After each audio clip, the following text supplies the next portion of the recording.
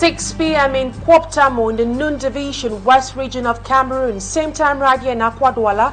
Good evening, ladies and gentlemen. Thank you so much for joining me on this edition of the 6 p.m. primetime newscast on Equinoxe television. Our major stories tonight: a 33-year-old woman has been arrested for alleged child abuse in Douala. A shocking video revealing a 7-year-old girl chained and abused has sparked outrage, leading to the suspect's detention for investigation. Stay tuned to more details on this disturbing case. Meantime, the United Nations officials expressed worries about Cameroon's forthcoming presidential elections scheduled for October 12, citing recent incidents raising concerns about the upcoming elections in which President Paul Biya is seeking an 8th term in office. And according to that, Paul Biya is seeking an 8th term. The United Nations officials have called for government to ensure free, fair and transparent election. And also we'll tell you how Issa Chuma Bakari, president of the National Salvation Front, and has written a scathing letter to Kavaege Jibril, national president of the National Assembly. In that letter, he expresses the challenges faced by the people of the Far North region while encouraging other elites of the Far North region to join hands in order to make their lives better. Those are top stories tonight. Stay with us for the news in full.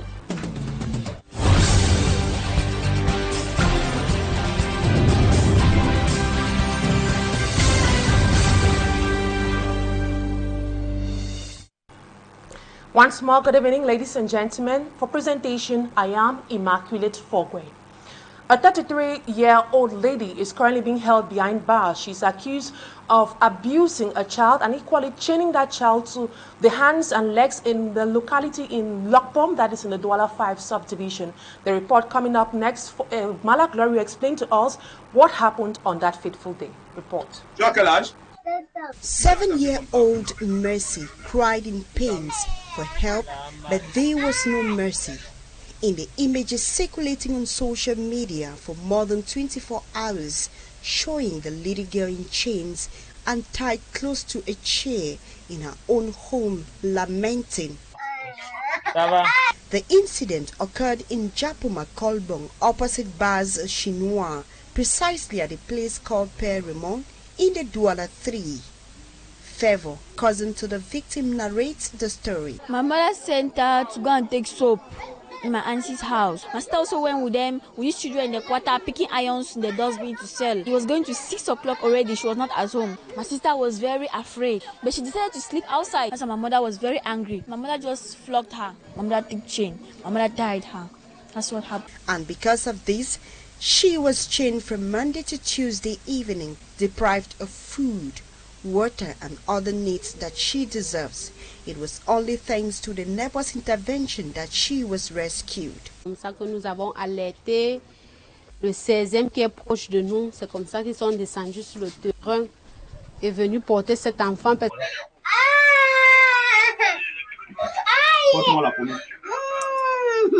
Behind closed doors, neighbors say the 7-year-old girl endured years of physical, emotional and mental abuse from her aunt. Truly, she's maltreating that little girl. Because one day I saw her one day like that. One afternoon I saw her. It's unspeakable because I saw the way she was. All part of her body was swelling, the mouth like almost one side. Before I asked her what happened, she said my mother was under flogging. A situation which has left residents and Cameroonians at large in shock. The young girl, however, has been taken to the Japuma District Hospital for proper checkup, while the supposed mother has been detained at the police station for further investigations. And an open letter addressed to the President of the Cameroon National Assembly, Kavaege Jibril, Issa Chuma Bakari, National President of the National Salvation Front, explains the difficult challenges faced by the people living in the northern part of Cameroon. He equally calls on elites of this area to make sure that the cries or the difficult challenges faced by the population is taken into consideration as he goes ahead to take part in this coming up elections. We have details in this report done by Former minister and politician Issa Chuma Bakari addressed an open letter to the President of the National Assembly in which he strongly denounces the abandonment and generalized challenges faced by the North on the eve of the presidential election. In his text, the president of the National Salvation Front, FSNC, expressed a prick of conscience that, according to him, has become a nightmare in the face of persistent poverty in the far north region. Nous sommes tous collectivement et individuellement responsables de cette situation. He continues by denouncing the glaring lack of representation of the population of the north in the civil service and the unequal distribution of public services. Nous avons choisi de privilégier nos intérêts individuels que nous avons placés au-dessus de ceux de notre communauté. The former Minister of Employment points to the collective responsibility of the northern elite, whom he accuses of having failed in their duty to defend the interests of their populations. He calls on Kavayege Jubril, in his capacity as General Supervisor of the interests of the North, to take stock of the government's achievements over the past 4 decades. Le septentrion est la seule partie de notre pays où les hommes et les animaux se disputent la petite quantité d'eau pour leur survie. Beyond the North region, Chiruma extends his points of view to other regions, citing the crises in the Northwest and Southwest, the plundering of resources in the East, and the isolation of the South despite significant budgets. Le budget d'investissement public attribué à la région du Sud est supérieur à l'ensemble du budget d'investissement des 3 régions septentrionales réunies. For him, only strong political will make it possible to break with what he calls the status quo and restore Cameroon's economic and social sovereignty. To conclude, Issa Chiruma Bakari urges the northern elite to work together towards a fair distribution of wealth. His proposal for an economic alliance between regions, he believes, represents the solution to remove the far north region from its persistent economic nightmare. And the United Nations has expressed deep concerns about Cameroon as the country approaches for the October 12 presidential elections. According to the United Nations High Commissioner for Human Rights, he is known as Volker Turk. He has warned on restrictions on opposition parties, society organizations and the media to threaten the credibility of the coming elections that will take place on October 12. We have details with Fomi Armstrong Sander. The key concerns raised by the United Nations includes restriction on opposition parties. The UN says several opposition gatherings have been banned and political party activity has been curtailed in multiple regions of the country.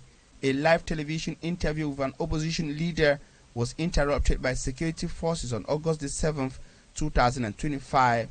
The UN says at least 53 opposition supporters were arrested outside the Constitutional Council in Yaoundé on August 4th during appeal hearings against Electoral Council's decisions. They were accused of public disorder, unlawful assembly, rebellion, and incitement to revolt. The UN says the government suspended 3 civil society organizations and banned 2 others in December 2024, while also imposing restrictions on funding and operations for several more in the country. The UN Rights Commissioner urged the Cameroonian government to take swift measures to guarantee conditions for a free, transparent, and inclusive election. This includes, according to the UN, allowing opposition parties to campaign freely by ensuring that opposition political parties and candidates can campaign without intimidation. Also, by enabling open political debate through independent media organs, lifting restrictions on civil society organizations, and guaranteeing voter registration integrity by ensuring all eligible Cameroonians can cast their ballots freely. Cameroon has been experiencing escalating violence and instability, particularly in the Anglophone regions of the country, as well as the far north region, where Boko Haram insurgents continue to carry out deadly attacks against the Cameroonian army and the people. The government's handling of the security and governance challenges will shape not only the election's credibility, but also the country's future stability. And the same vein, human rights defenders in Cameroon condemn what they call as the non-respect of the rights of Cameroonian citizens. They are concerned by the continuous violations of the rights of the people, while calling on the government to make sure that their rights are respected as far as civic duties is concerned. We have details with Babila Jonathan. Cameroon Renaissance Movement CRM militants being forcibly taken away by forces of law and order in Saint-Milima. They are resisting what they qualify as a violation of their rights. We came to monitor the election as part of the renewal of our basic organ. The forces of law they barricade every area, and they were asking that we never asked for an authorization, whereas this is a document that was signed and discharged. And this worst of it is that it happened inside a private residence where we are talking right now. So they had to arrest 4 of our militants, including the communal secretary for Sangmalima. To the opposition party militants, this is another illustration of democratic decline, failure, and according to some analysts, the absence of democracy in Cameroon. The president in power has always talked about issue of democracy, but where is the democracy? Where is the democracy that people cannot have private meetings at the residence? It's not even a public manifestation that people can be talking about an authorization. We informed them as a law-abiding party, but still yet, the only thing they could do was to arrest. The reorganization of the party's grassroots organs in Sangmalima was postponed. And now we talk something else. Civil society actors in Cameroon have advanced possible reasons why civil Cameroonians have not collected their voters' card from the different Elecam offices. According to them, the fact that some candidates were sidelined from the elections and also the fact that the incumbent president will still be taking part in elections has forced many of them to feel reluctant. We have details with Anne Abila. As the October 12 presidential election fast approaches, Cameroonians who registered are urged to collect their voters' cards and exercise their civic duty on the D-Day. At some Elecam offices in Douala, voter cards have been abandoned. Prospective voters seem reluctant going to collect their cards. Civil society actors like Dr. Luisa Esumba and Barrister Alice Com think the reasons for this reluctance vary. Cameroonians are exhausted. Have too many problems caused by the government. You know, this is the beginning of a new school year for the parents. What can be the priority today? The priority is sending the girls and boys to school, not to go and vote Mr. Biya. The exclusion of major opposition candidates, the non-respect of electoral laws, and the candidacy of President Paul Biya are some issues blamed on the feet dragging. Of course, this impact, it is a great impact on that, because everybody knows that anyway, this can never change anything for the future, because Mr. Biya, as a candidate again, will be the winner. The civil society actors say not collecting your voter cards after registering can be equivalent to offering your vote to the ruling party. Parce que s'il y a 500, s'il y a un million de cartes non retirées, ça veut dire qu'il y a au moins 500 000 personnes qui ne voteront pas. They, however, advised prospective voters to nonetheless withdraw their cards and go to the polls on October 12. This is a very, very important thing, to go to register and vote, because this is how you show the power of the people. What I can tell them, it is not a solution. The solution is good to vote against him. Not voting is just like if you voted for Mr. Biya again. And now we take you to the southwest region, where youths of Mau 16 Bolifamba and that part of the country have been asked to shun from the consumption of illicit drugs. According to locals from this area, the fact that these people continuously consume these drugs has made them to derail and also carry out some atrocities in this part of the country. A local of this area took advantage of an activity, a football activity, to encourage youth in this area to shun away from this activity, as Rex Afon, our Southwest correspondent, tells us. Young as some of them are, they are already indulging in the consumption of illicit drugs. There was a day I was walking around the My 16 area. I saw youth of around 14, 15 they're taking drugs, and I was not happy. I went back, I looked at myself. I'm a young man, I'm going, and I have so many visions. What become the vision of these ones who are taking drugs? So it's good that we stop them now and try to bring them back to the society so that they can pick up from somewhere and have something doing in the future. This exercise, which is a unifying factor, has proven to be a reliable medium to call on the youths of Mile 16 Bolifamba to abstain from drug consumption. I can't say something positive comes out of drugs, because we all can see, it's easy to see in the community. You can tell for yourself how bad it is. Juvenile delinquency is a very negativized in our community, and with it comes other very negative energy. And using football as a medium to combat it is a very wonderful idea. One message has been echoed throughout. We are calling on the unity of the population of My 16 and the environment. We don't want bad company, we don't want dangerous materials in our community. And God bless the chief of My 16 who has given us this message of peace and unity, that we should be together, we should fight against bad enemies, we should fight against illicit drugs in our community, and should keep My 16 a peaceful town as it is. In the past months, several complaints of harassments from juvenilely delinquent youths of My 16 have been heard across quarters, especially as they have been deprived of electricity for months now. The call from Takwi Solomon and his team is that these practices should stop immediately. And that's it for this first part of the news. Cameroon Today comes up next.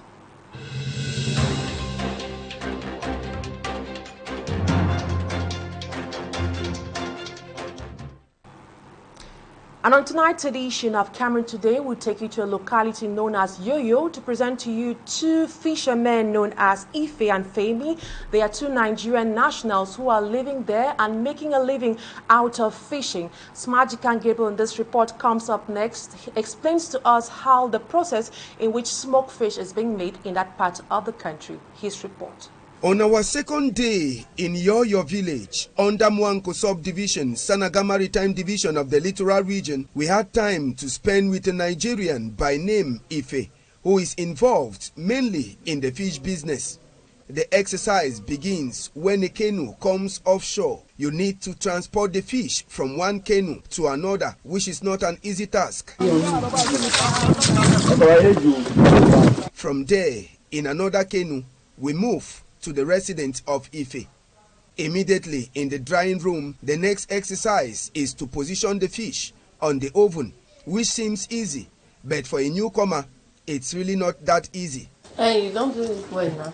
You are still learning. As the drying exercise begins, we decided to take a stroll in the neighborhood. Then we met with Fayemi, who is in charge of repairing all engines in the village. My work where they do from here. I came from Nigeria to this village mainly because of fishing. Sometimes we have them, but other time we don't make a great catch. The main problem here, however, is the engine for the canoes. People don't have money to pay for the work. And sometimes the whole place is also flooded in Yoyo, destroying many things. Plenty of book where we don't get like pour all this in them. All done, water don't carry them go. Like races now. All this place, you cannot stay there. Everywhere now, water. Apart from that, Fayemi made the revelation we never knew. We have light before. We used to have electricity here before through the company in charge. But now, we are in the dark. It's been about 16 years. We are not connected to electricity. Yes, now. We will not get light. Get light here. 16 years in the dark. Something we found it difficult to believe. Yoyo still has many surprises in stock for us as we remain in the jewel of Mwanko. And away from that, a landslide has destroyed a village in Western Darfur, killing over 1,000 residents. And in the Democratic Republic of Congo, the former justice minister known as Constant Mutamba has been sentenced to 3 years of forced labor and a fine to pay over an embezzlement fine of $19 for embezzling public funds. And meanwhile, in Ghana, President John Dramani Mahama has sacked the country's third justice, Gertrude Tokono, over allegations of misuse of public funds and abuse of power. We have details of this report with Innocent Aze. First, in Sudan, an estimated number of 1,000 people are known to have been killed by a landslide in Tarasin village, found in western region of Darfur. The incident, one of the deadliest natural disasters in Sudan recently, occurs after days of heavy rainfall. Search for more bodies since Sunday continues as the Sudan Liberation Movement Army says it appealed to the UN and the international aid groups for help to recover bodies. The search teams have been facing challenges to reach to the area because of bad weather and lack of resources. Elsewhere, Constant Mutamba, former Justice Minister in the Democratic Republic of Congo, has been sentenced to 3 years of forced labor by a top court in a high-profile corruption crackdown. This as he was convicted for embezzling $19 million in public funds. The money was intended for a prison construction project north of the Democratic Republic of Congo. The court wrote that the ex-justice minister acted with intent of illicit enrichment and bypassed legal procedures. Mutamba, on his part, had pleaded not guilty. His lawyer qualified the court's verdict unjust. Forced labor sentences in the Democratic Republic of Congo are typically served in prison, but it remains unclear if Mutamba will face the same fate.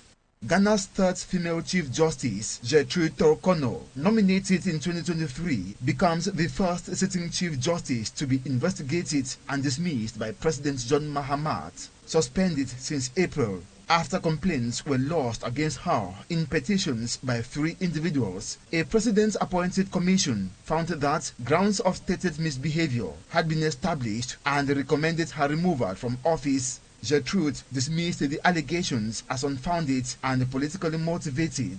In its investigation, the panel reviewed 10,000 pages of evidence from 13 witnesses. The Chief Justice also testified and called 12 other witnesses, including experts. 2 other petitions have not been concluded. Gertrude has also been removed as a judge of the Supreme Court. The inquiry found evidence of unlawful expenditure of public funds linked to a private travel with her family in Tanzania in 2023. She also faced allegations of interference in appointments by sidestepping procedures for appointing Supreme Court judges and abusing powers in the transfer of a judiciary employee. Her legal representatives have dismissed the basis of her removal. The dismissed Chief Justice, Gertrude, still has the opportunity to challenge her removal in court, although she may not receive a favorable outcome. And now we take this advertorial. Orange Cameroon and its partners have offered cash prizes ranging from 1 million to 2.5 million francs CFA to 30 students for their brilliant performance in the 2025 session of official examinations. Greater details in this report. Orange Cameroon and its partners reward 30 students for their exceptional performance in the 2025 session of official examinations in Cameroon. They achieved excellent results in the Baccalaureate and General Certificate of Education (GCE). They were selected on the basis of their academic performance and availability within the national territory at the time they were called up to be rewarded. Among them are the best at the national level. 2 young Cameroonians who have the same grade, 18.7 at the Baccalaureate, and the 2 of them are first, so each of them have received 2.5 million ZAF. The second one has received 2 million, and the third one 1.5 million, and the other 1 million per person. Orange Cameroon's initiative is geared towards encouraging excellence. For several years, the mobile telephone giant has been supporting youth development to raise young people who will contribute to nation building. Orange is supported in the drive by partners like Société Générale Cameroun, Le Brasserie du Cameroun, AXA Cameroun, AFG Bank, Africa Global Logistics Cameroun, and Studily. It's important that Orange Cameroon supports the youth. Now, as AXA Cameroon, we are not just there to support you through insurance, but your life partner. So we said, why not take up the mantle to also support Orange Cameroon in pushing the youth and congratulating them in everything that they do academically. AFG Bank Cameroun a vraiment tenu à se joindre à Orange comme partenaire pour cette édition de Excellence Plus, parce que chez nous, nous encourageons l'excellence et l'éducation fait partie de l'un des piliers de notre politique de responsabilité sociale. AFG a offert 2 millions de francs pour le vice-major national. Nous sommes vraiment honorés d'avoir accompagné Orange Cameroun dans cette initiative qui consistait à primer l'excellence de notre jeunesse. AGL a apporté un chèque d'1 million à l'un des bacheliers. The laureates and their parents expressed joy and satisfaction with Orange Cameroon and its partners. I feel very proud, but at the same time it's a very humbling experience. At an era where anti-intellectualism is becoming very prevalent in our country, it makes me very happy that big organizations and flagship organizations like Orange Cameroon and our partners are heavily investing in education. I want to tell Orange Cameroon a very big thank you, and I want to encourage them and push them to continue supporting the enterprise that education is. I'm so happy. It is a great honor for me. Thank you, Orange Cameroon. I'm very, very happy to say thank you, a lot of thank you to Orange Cameroon. Today they put my children millionaire, and I'm so happy. I trust all the partners and say thank you for everybody. To Orange Cameroon, the best is yet to come. The best is right ahead, as indicated by senior journalist and media promoter Cyril Bojiko during the award ceremony. A ceremony full of excitement, pomp, pageantry, fanfare and celebration. And that advertorial on Orange Cameroon ends this edition of the 6 p.m. primetime newscast on Equinoxe Television. Thank you, ladies and gentlemen, for your keen attention. Stay in the company of interesting programs on the best of TV stations in Cameroon. Bye-bye for now.